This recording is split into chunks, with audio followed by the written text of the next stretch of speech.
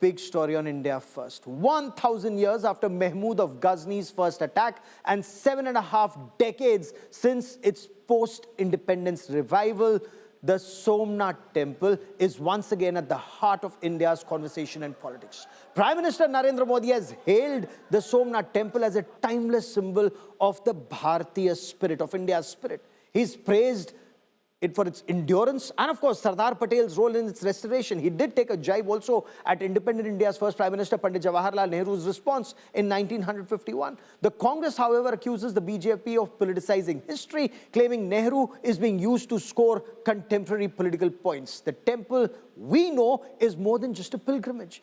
It now reflects, and how it reflects, Bhagwan Somnath, India's cultural renaissance. And it continues to shape our present and stir political passions. We get to more in this report.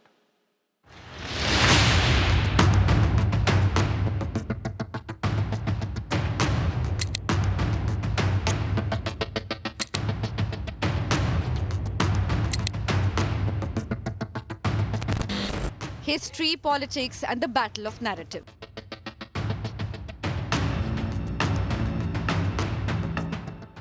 A 1,000 years after its destruction and 75 years after its reconstruction, the Somnath Shrine is back at the center of India's political and ideological debate.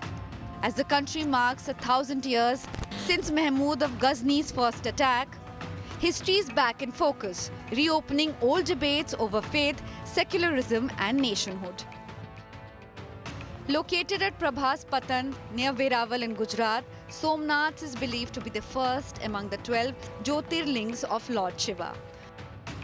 Over centuries, the temple was destroyed and rebuilt repeatedly, most notably after attacks of Mehmood of Ghazni and later Aurangzeb. Its reconstruction in 1951 after independence turned Somnath into a powerful symbol of cultural continuity and resilience. This year, the millennium of Ghazni's attack is being marked as Somnath Swabhiman Parv. In a blog, Prime Minister Narendra Modi described Somnath as an eternal proclamation of India's soul, highlighting its survival despite centuries of destruction and its enduring pull on millions of devotees. He also recalled Sardar Vallabhbhai Patel's role in rebuilding the temple and took a swipe at Jawaharlal Nehru, saying the opening of the temple in 1951 did not enthuse the first Prime Minister of the country. After the Prime Minister's remarks, the BJP sharpened its attack on the Congress.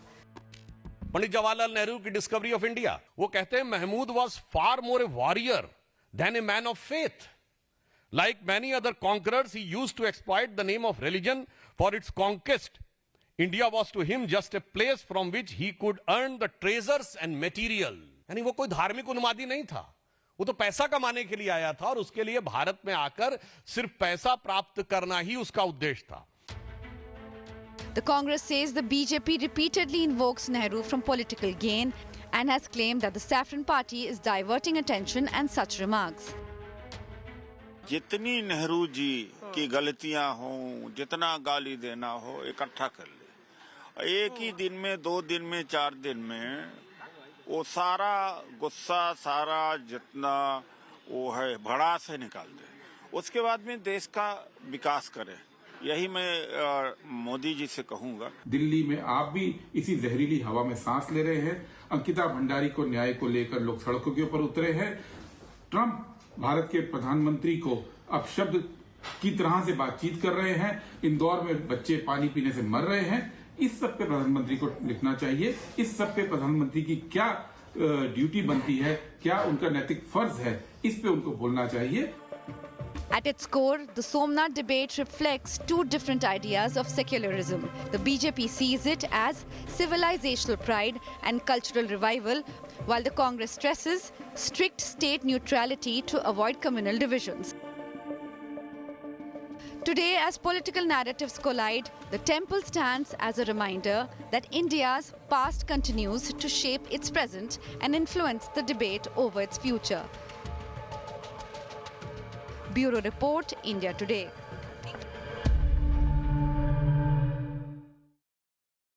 So Prime Minister Narendra Modi will be visiting the Somnath Temple on the 11th of January. There are year-long activities that have been planned at the Somnath to mark the Somnath Swabhiman Parv. And at the center of this debate lies this clash of visions. One that views Somnath as a beacon of Bharat's cultural pride, and the other that cautions against mixing faith and politics while being accused of doing the same, and with minority appeasement. So joining me on India First is Tuhin of the BJP and Mahima Singh of the Congress. Tuhin, the Somnath Parv may mark 1,000 years of resilience and revival, sir, but respond to those who say this is being used to politically target Pandit Jawaharlal Nehru and the Congress party. It's an attempt to portray the Congress in poor light.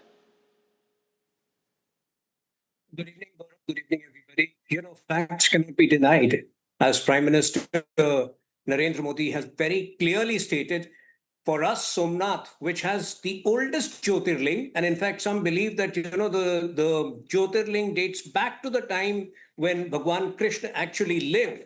The Congress never took pride in our civilizational identities. And it's a fact that Nehru tried to prevent Dr. Rajendra Prasad, who was the then president, from going for the inauguration of it. This is something which even Dr. Rajendra Prasad's own granddaughter has put on record. But that's point number one. The second point is that the present day Congress has declined to the extent where Rahul Gandhi openly says हिंदुओं में एक शक्ति का concept है, हमारी लड़ाई उस शक्ति से. So imagine the plight of this Congress, imagine the plight of this party which is going all out to woo the minority community at the cost of hurting the sentiments of the Hindu community. Okay, Mahima Singh disagrees with you. Mahima Singh completely disagrees with you. So let's take this point by point. Mahima Singh, the point that you disagree with, ma'am, and when the BJP or when the Prime Minister says that the Somnath Temple represents 1,000 years of resilience and revival, why does the Congress see this as mixing politics and religion? Jai Hind. I must say at the very outset that I'm a rightful Hindu. Yet I am a more proud Indian, and I take great pride in the legacy and heritage of my country and its history. And so did Pandit Jawaharlal Nehru, the very first Prime Minister of this country, under whose cabinet, the cabinet that he chaired, the decision to rebuild this temple was taken. In fact, the driving force behind rebuilding this temple, the historic Somnath Temple, the driving force was Sri K.M. Munshi, who in his book, Gaurav, the book named Pilgrimage to Freedom, 1902 to 1950, has categorically mentioned how Nehru agreed for the rebuilding of the temple using government funds. Then it was Bapu Gandhi who came forward and said, let the public contributions be brought in, let the temple be rebuilt with public contributions, and thus the temple was rebuilt. Yes, when Dr. Rajendra Prasad wrote into the Prime Minister, the conversation is public because those were the times when transparency and dissent was at the very core of the dialogue, unlike this last decade. In this decade, an SIR is brought about and there are no files maintained. An RTI activist goes and asks for the files. Where are the files? They have no record. A notebandi is done. Their own cabinet ministers do not know about it. Those were the times when there was dissent, when there was dissent, when there was transparency. Yes, Pandit Jawaharlal Nehru told Dr. Rajendra Prasad, he said, Rajendra Babu, I advise you against this. Why? Because he said we have stopped our expenditure on education, health, and other beneficent services right now. Why? Because he said that he can't afford it at the moment. And at that time, Dr. Rajendra Prasad, as the head of the state, as the president of the country, participating, in a religious event, brought the wrath of the global community later to us. Of course, because we were not able to spend on the very basic fundamental necessities. Fair enough. Tuhin Sinha, respond that Pandit Jawaharlal Nehru, Mahima Singh says, wasn't opposed to the temple, was only opposed to either public funding, the government spending, where Bapu said let it be public spending. Two, when the Prime Minister noted that Jawaharlal Nehru was not supportive of associating top constitutional authorities with temple reopening, Dr. Rajendra Prasad stood firm. The rest is history. This is what the Prime Minister said. Now, tell me this, why drag in Pandit Jawaharlal Nehru today? Very clearly, the Congress spokesperson has provided you the wrong reasons for Nehru not allowing or requesting Dr. Rajendra Prasad to not go for the inauguration of the temple. Very clearly, it had to do with Nehru's flawed understanding of secularism, flawed perception of secularism. But Gaurav, I think, these are separate issues. Our cultural identity, taking pride in our cultural identity is a separate thing. Fast tracking the reformist agenda, which our government has done throughout the last year, is a different thing. Governance is different, but taking pride in our culture, why should the Congress party grudge that? Imagine there were 40,000 temples which were destroyed by Mughals and by invaders. We take pride in resurrecting, only those which are so eternal that they define our existence as a civilization. Why should the Congress party have a problem with that? Okay, Mahima Singh, you want to respond to this? Because Defense Minister Rajnath Singh was quoted saying words to the effect that Pandit Jawaharlal Nehru wanted to build the Babri using public funds, but it was Sardar Patel who opposed that, that no public funds will be used either for Babri or for Somnath, and even Ram Temple was built using the common people's money and not government money. Let me indulge me for a fair opportunity. But before I go forward to say that, let me just say that the BJP spokesperson has certainly not gone through the very much available correspondence between Dr. Rajendra Prasad and Pandit Jawaharlal Nehru, excerpts of which, two excerpts I will just read out. One is Pandit Jawaharlal Nehru's first response to Dr. Rajendra Prasad: "My dear Rajendra Babu, I confess that I do not like the idea of your associating yourself with the spectacular opening of the Somnath Temple. This is not merely visiting a temple, which can certainly be done by you or anyone else, but rather participating in a significant function, which unfortunately has a number of implications." Whereafter, Dr. Rajendra Prasad wrote again on 10th March 1951 and said that, well, he would like to participate. Whereafter, Pandit Jawaharlal Nehru very much wrote to him and said, "I am sorry for the delay in answering your letter of the 10th March regarding your visit to Somnath Temple. I have already conveyed my reactions to this, but if you feel that it will not be right for you to refuse the invitation, I would not like to press my point any further." Now, compare this with the Pran Pratishtha that we saw the last year. Compare this with the treatment of our Rashtrapati today, Draupadi Murmu ji. The last 30 seconds I have on this part of the show, let me quickly get Tuhin Sinha to respond to this. When we talk of 1,000 years of resilience, it's also taking everyone together.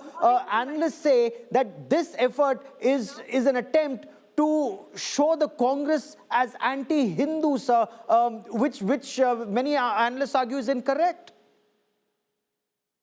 Gaurav, it's the Congress party which has shown itself as anti-Hindu. We just remind the people. It's our job as a political party to remind what the Congress party is doing. What did Rahul Gandhi say about the Pran Pratishtha in Ayodhya? He ridiculed it, calling it, Naach Gana. What did he say about the Chhat Puja in Bihar? He ridiculed it, saying drama. So we have seen the behavior of the Congress party, their sheer disrespect for Hindu traditions over the years. And by the way, let me also remind you, this was not the Congress culture in 1988, where Rajiv Gandhi started his election campaign for 1989 elections from Ayodhya, saying he will install Ram Rajya. Okay, last 30 seconds, madam. Last 30 seconds, I've run out of time. But since a specific point has been raised about the Congress, respond, ma'am. I was making earlier.